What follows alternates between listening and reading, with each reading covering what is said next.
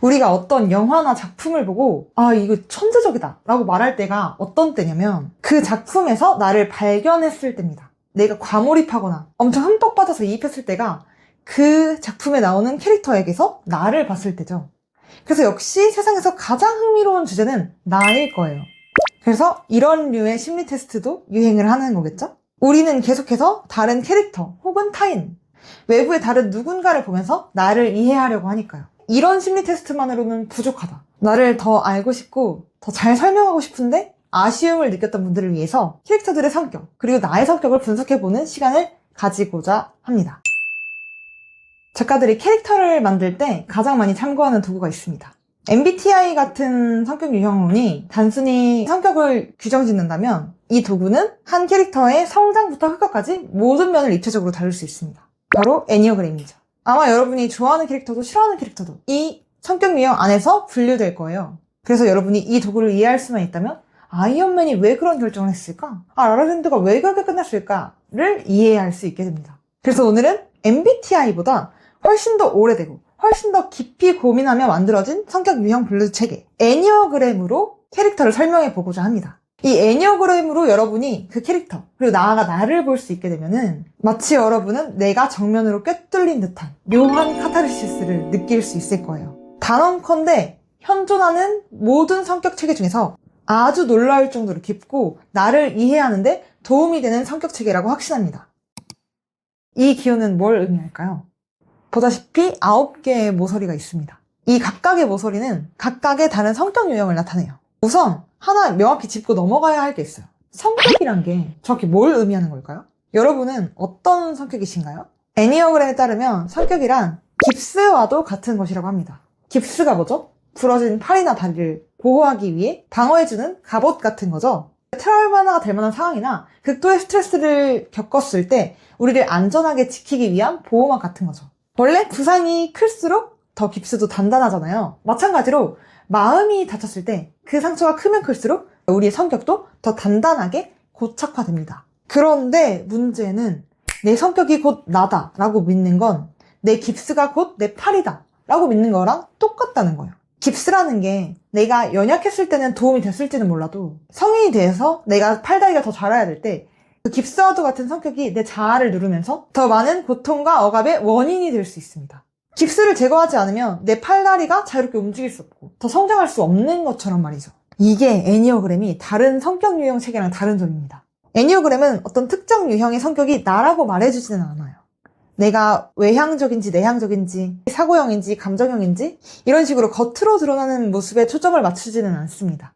다만 특정 성격 유형이라면 이런 행동 양상, 이런 행동 패턴을 보일 확률이 높다라고 얘기하는 거죠. 그래서 애니어그램은 겉으로 드러나는 행동 그 자체보다 그 행동 안에 어떤 동기가 있었는지 그걸 더 중요하게 여깁니다.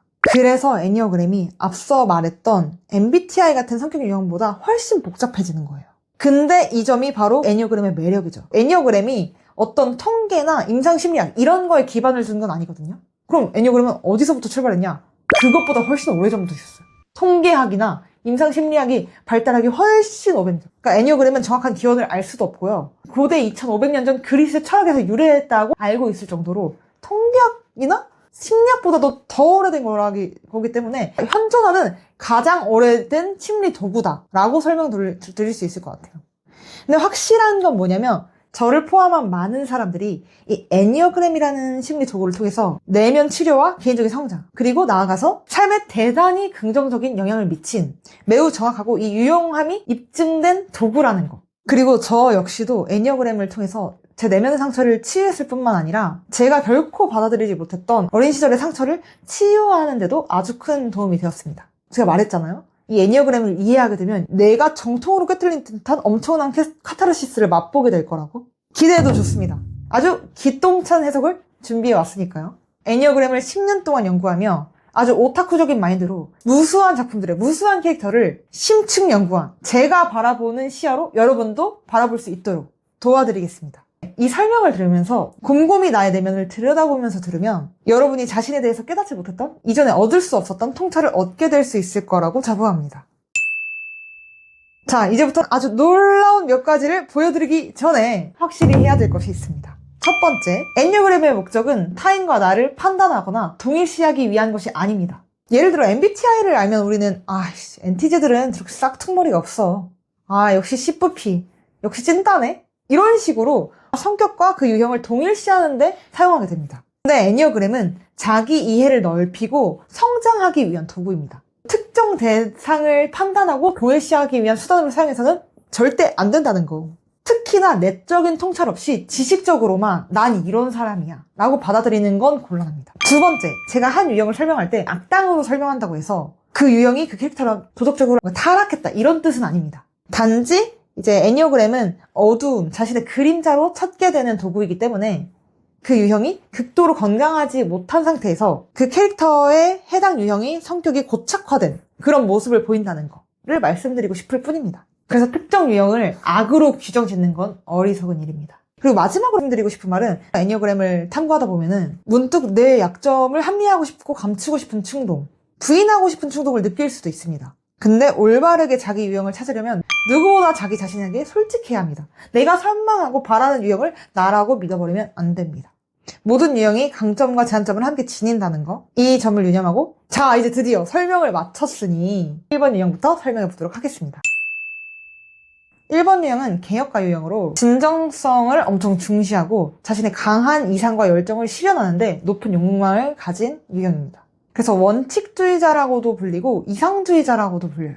나를 포함해서 나를 둘러싼 모든 세상에 뭔가 잘못된 것이 있어 이렇게 느끼고, 그래서 이 1번들은 항상 지금의 상황을 개선시키려고 노력하고 있고, 그러다 보니 실수를 과하게 두려워하는 경향이 있죠.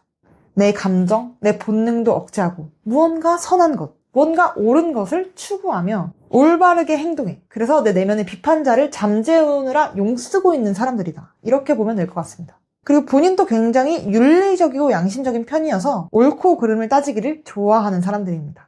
Besides, you're saying it wrong. It's Leviosa, not Leviosa. 1번들의 외모를 보면 어딘가 깔끔하고 잘 정돈되어 있어요. 근데 성격이 좀 까탈스러운 편이죠.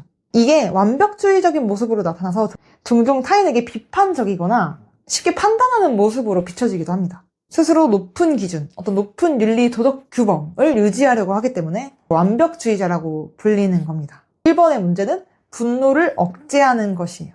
건강한 1번이라면 현명하고 분별력도 있는 동시에 아주 도덕적이고 고상하면서 현실적인 사람이라고 할 수 있겠습니다.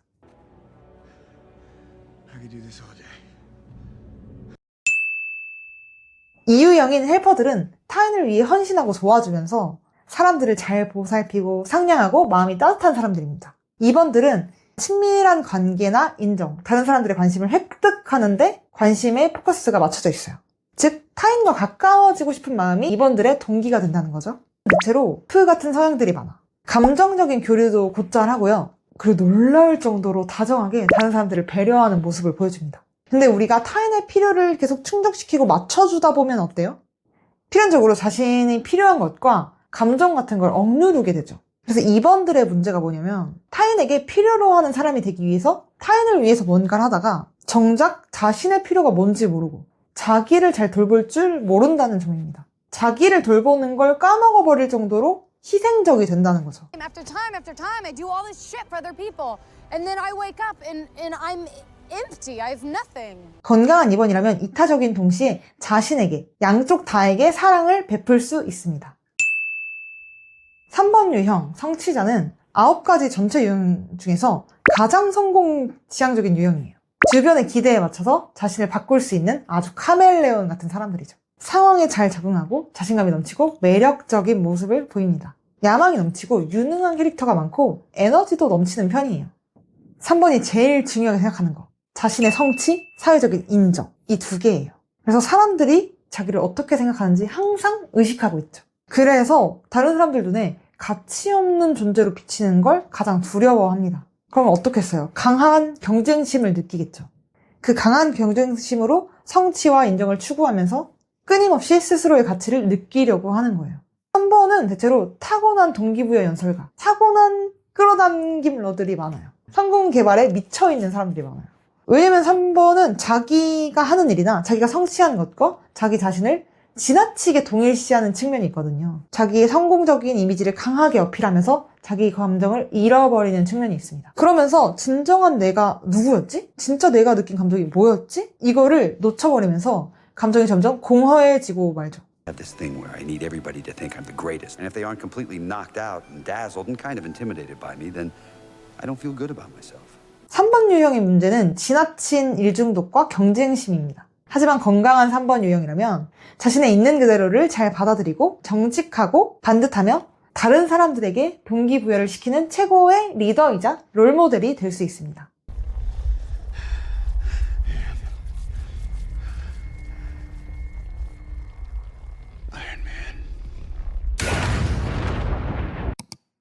더 자세한 안내와 도움이 필요하다면 제가 진행하고 있는 애니어그램 그룹 코칭에 신청해서 저와 함께 애니어그램 유형을 탐색해 볼 수도 있습니다.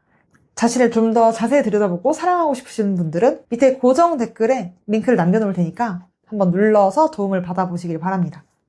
이 영상을 통해서 애니어그램을 더 깊게 알 수 있는 기회가 되었으면 좋겠습니다. 앞으로 몇 부작 더 애니어그램에 대한 설명을 할 건데 지금 영상에 좋아요를 눌러서 그 다음 과정도 함께 보면서 여러분의 내면 탐구를 향한 다음 과정에도 도움이 되시기를 바랍니다. 지금까지 애니어 시연이었고요. 다음번 영상도 즐겨주시기를 바라며 시청해주셔서 감사합니다.